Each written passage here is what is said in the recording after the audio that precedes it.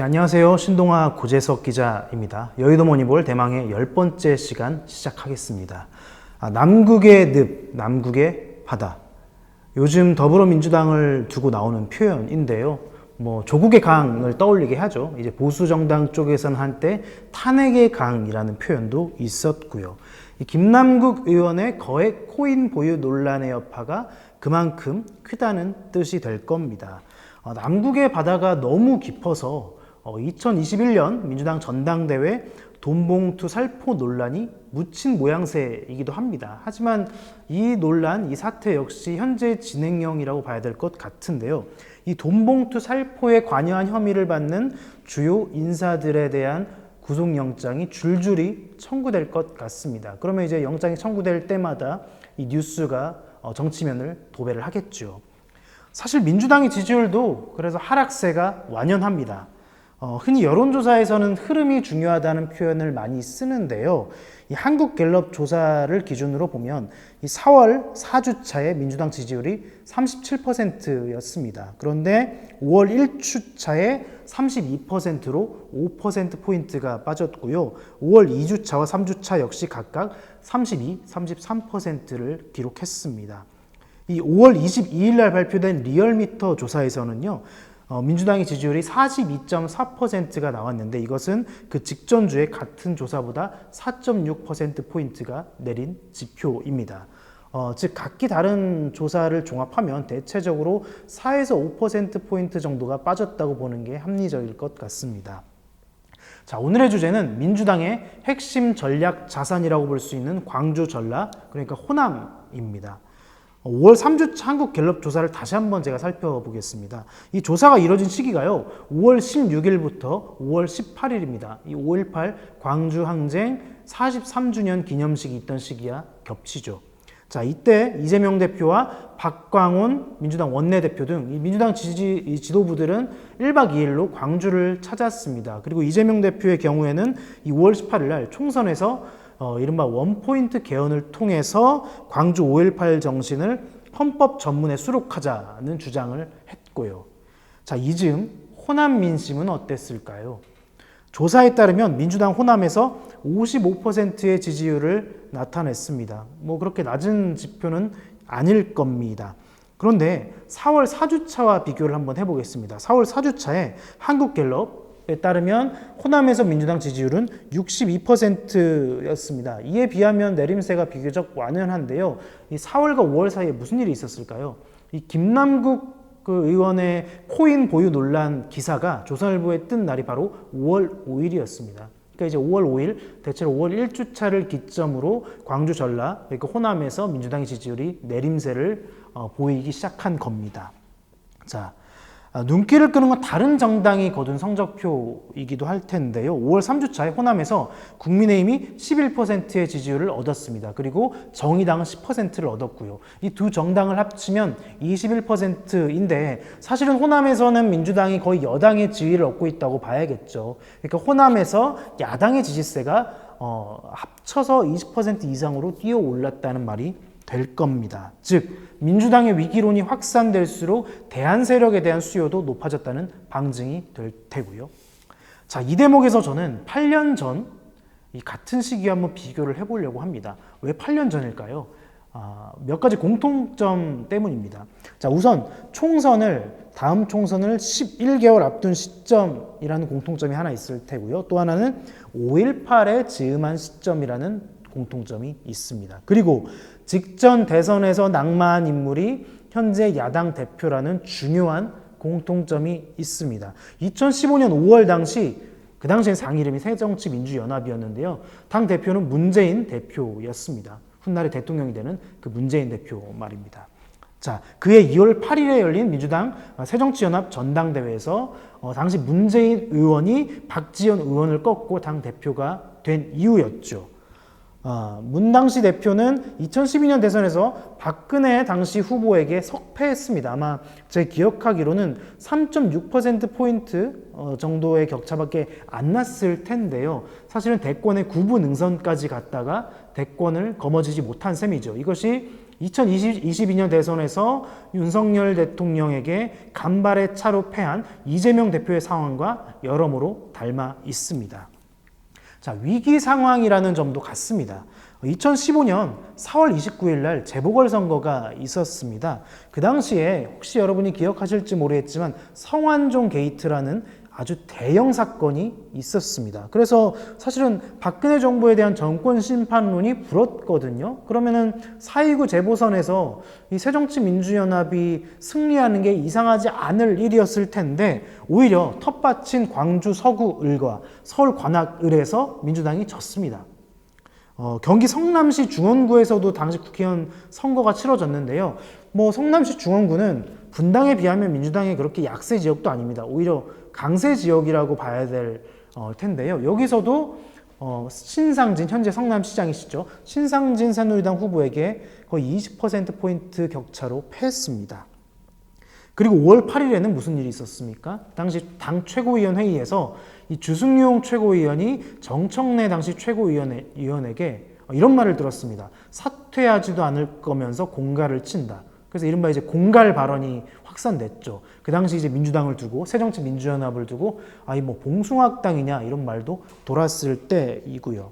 그렇다 보니 지금의 이재명 사퇴론과 마찬가지로 문재인 사퇴론이 많이 불었습니다. 문재인 대표 사퇴론입니다. 그래서 코인이나 돈봉투 따위의 단어가 없는데도 불구하고 민주당이 절벽에 섰다고 표현하는 게 이상하지 않을 그런 시절이었습니다.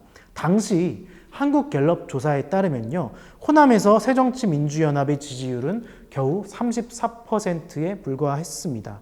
대신 여당인 새누리당의 지지율이 20%까지 뛰어올랐고요. 지금 국민의힘이 호남에서 20% 지지율을 얻는다고 하면 그 자체로 뉴스일 겁니다. 그만큼 당시에 굉장히 독특한 현상이었다고 볼 수가 있습니다.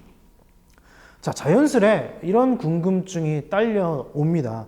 민주당이 지금은 이제 사실 문을 닫을 수도 있을 만큼 굉장히 큰 게이트가 2개나 터졌는데도 왜 8년 전보다 호남에서 이 대한 세력, 대한 정당에 대한 에너지가 살지 않을까? 그리고 왜 민주당은 여전히 55%, 그러니까 과반 이상의 지지율을 방어하고 있을까? 혹시 이재명 대표에 대한 기대감이나 지지세가 호남에서 그만큼 높아서일까? 저는 사실은 그렇게 보이지는 않습니다. 그런 지표가 여러 개가 있는데요. 가령 이 동아시아연구원이 20대 대선이 끝난 직후에 2022년, 그러니까 3월 10일부터 15일까지 대선 패널 조사를 실시를 했습니다. 여기에서 이재명 후보가 호남 유권자층에서 얻은 호감도는 56%였습니다. 지금 민주당 지지율과 상당히 비슷하죠. 그런데요, 이 세부적으로 보면요, 매우 좋다. 그러니까 이재명 대표가 매우 좋다. 그 답한 그 호남민은 15.3%에 불과했습니다. 이 같은 조사에서 사실 문재인 당시 대통령에 대한 호감도도 살펴봤는데요. 이 문재인 대통령이 호남에서 얻은 호감도는 60.0%였습니다. 그런데요, 구체적으로 매우 좋다를 택한 호남민은 26.2%로 이재명 대표가 얻은 매우 좋다 15.3%에 비하면 상당히 높았습니다. 그러니까 열광의 강도에서 차이점이 도드라진다는 겁니다. 자, 다른 조사를 통해서도 이런 현상은 계속 드러납니다. KBS 광주가 최근에, 그러니까 5월 10일부터 11일 사이에 조사한 결과를 한번 소개를 해보겠습니다. 이 조사는 호남 전체가 아니라 광주민을 대상으로 했다는 점 미리 말씀을 드립니다. 여기에서 광주에서 민주당의 지지율은 56.3%였습니다. 그런데 이재명 대표가 직무 수행을 잘하고 있다고 응답한 비율은 52.4%였습니다. 그러니까 당 지지율보다 이 대표의 직무 수행 지지율이 한 4에서 5%포인트 낮습니다. 자, 이 대표에 대한 호감도가 과거 문 대통령만큼 높지도 않고요. 광주에서, 호남에서. 그리고 전반적으로 사실은 이재명 대표가 잘할 거라고 보지도 않는데 왜 여전히 민주당의 지지율은 50% 이상을 기록을 하고 있을까요? 저는 대한부재론을 가장 중요한 이유로 꼽습니다.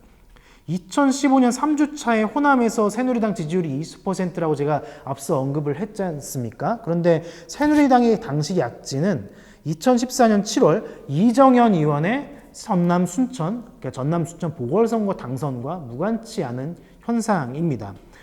당시에 1988년 소선거구제로 선거제가 개편된 이후에, 바뀐 이후에 이 보수정당 계열 후보가 호남 지역구에서 자력으로 당선된 건 거의 이정현 후보가 처음이었습니다. 그만큼 이 대한 세력에 대한, 대한 정당에 대한 에너지가 극도로 높았던 때라는 점을 방증하고요. 그리고 이정현 의원은 2016년 총선에서 지역구 재선에도 성공을 합니다.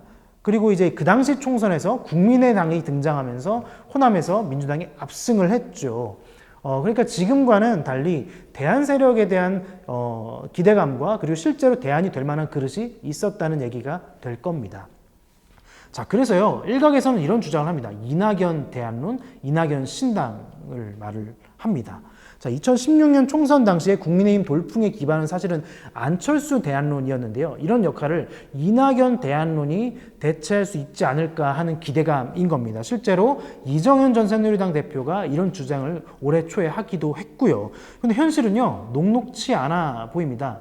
제가 앞서 소개한 KBS 광주의 조사에서는요, 이런 주장, 이런 질문도 있었습니다. 호남 출신 장내 정치 지도자로 누가 좋다고 생각하느냐. 물론 이제 호남 출신이 아닌 사람들도 섞여 있어서 정확히는 이제 호남 유권자들이 기대하는 미래 권력, 뭐 미래 지도자 이런 정도로 이해하면 될 것 같은데요. 여기에서 이재명 대표가 얻은 지지율은 뭐 겨우 11.1%였습니다. 그런데요, 이낙연 전 대표가 얻은 지지율은 그보다 낮은 10.6%였습니다. 아예 없다고 응답한 사람이 가장 많은 42.5%였고요. 그러니까 호남민들은 전반적으로 미래에 누가 장래 정치 지도자를 좋겠느냐라는 물음에 뭐 거의 절반 가까이가 그런 사람 없다라고 답을 하고 있는 겁니다. 그리고 호남 출신 이낙연도 그리 좋은 대안은 아니다라고 말을 하고 있고요. 그렇기 때문에 저는 냉정하게 말해서 호남에서 이낙연 신당이 될 만한 에너지는 거의 없다고 봐야 된다고 생각을 합니다. 그리고 이낙연 전 대표조차도 아마 신당을 만들 생각이 없어 보이기도 하고요.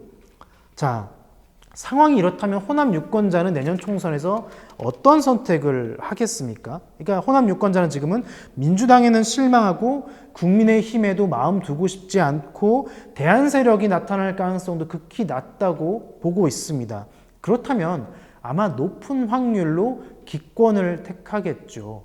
지난 4월에 전북 전주울 국회의원 재선거가 열렸습니다. 이상직 의원, 이스타항공을 창업하기도 했던 이상직 의원이 부재하면서 치러진 재선거였는데요.